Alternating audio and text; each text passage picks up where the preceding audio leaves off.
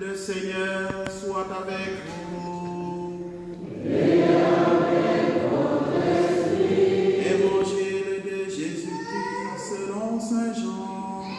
Gloire à toi, Seigneur. En ce temps-là, Jésus passa de l'autre côté de la mer de Galilée, le lac de Tibériade. Une grande foule le suivait, parce qu'elle avait vu les signes qu'il accomplissait sur les malades. Jésus gravit la montagne, et là, il était assis avec ses disciples. Or, la Pâque, la fête des Juifs, était proche. Jésus leva les yeux et vit qu'une foule nombreuse venait à lui. Il dit à Philippe: où pourrions-nous acheter du pain pour qu'ils aient à manger? Il disait cela pour le mettre à l'épreuve, car il savait bien lui ce qu'il allait faire. Philippe lui répondit: le salaire de 200 journées ne suffirait pas pour que chacun reçoive un peu de pain. Un de ses disciples, André, le frère de Simon-Pierre, lui dit: il y a là un jeune garçon qui a 5 pains d'orge et 2 poissons. Mais qu'est-ce que cela pour tant de monde? Jésus dit: faites asseoir les gens. Il y avait beaucoup d'herbes à cet endroit. Ils s'assirent donc au nombre d'environ 5000 hommes. Alors Jésus prit les pains, et après avoir rendu grâce, il les distribua aux convives. Il leur donna aussi du poisson, autant qu'ils en voulaient. Quand ils eurent mangé à leur faim, il dit à ses disciples: rassemblez les morceaux en surplus, pour que rien ne se perde. Ils les ramassèrent et ils remplirent 12 paniers avec les morceaux des 5 pains d'orge restés en surplus pour ceux qui prenaient cette nourriture. À la vue du signe que Jésus avait accompli, les gens disaient: c'est vraiment lui le prophète annoncé, celui qui vient dans le monde. Mais Jésus savait qu'ils allaient l'enlever pour faire de lui le roi.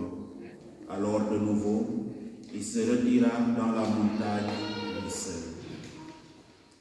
Acclamons la parole de Dieu. Louange à toi, Seigneur Jésus.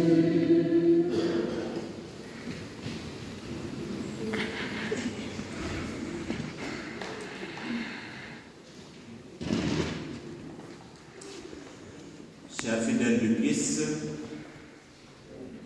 en ce 17e dimanche du temps ordinaire de l'année B, les textes liturgiques nous rappellent une vérité fondamentale de notre foi.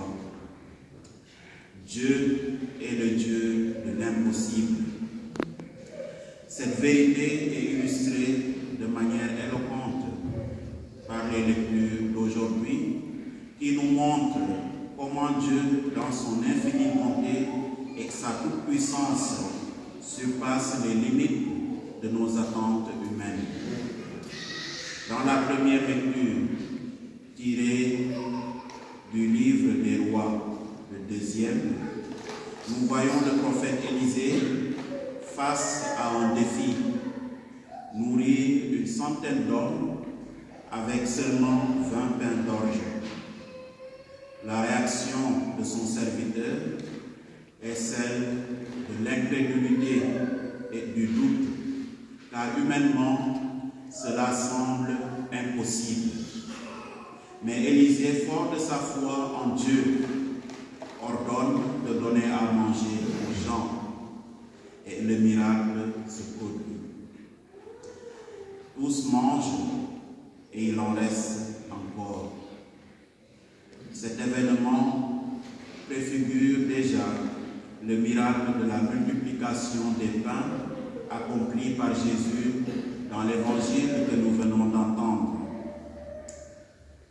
En effet, Jésus est confronté à une foule immense, environ 5000 hommes, qui le suivent et écoutent son enseignement. Conscient de leurs besoins de nourriture, il interroge Philippe. Où pourrions-nous acheter du pain pour qu'ils aient à manger? Philippe, regardant les ressources limitées, répond qu'une somme importante ne suffirait pas pour donner à chacun un peu.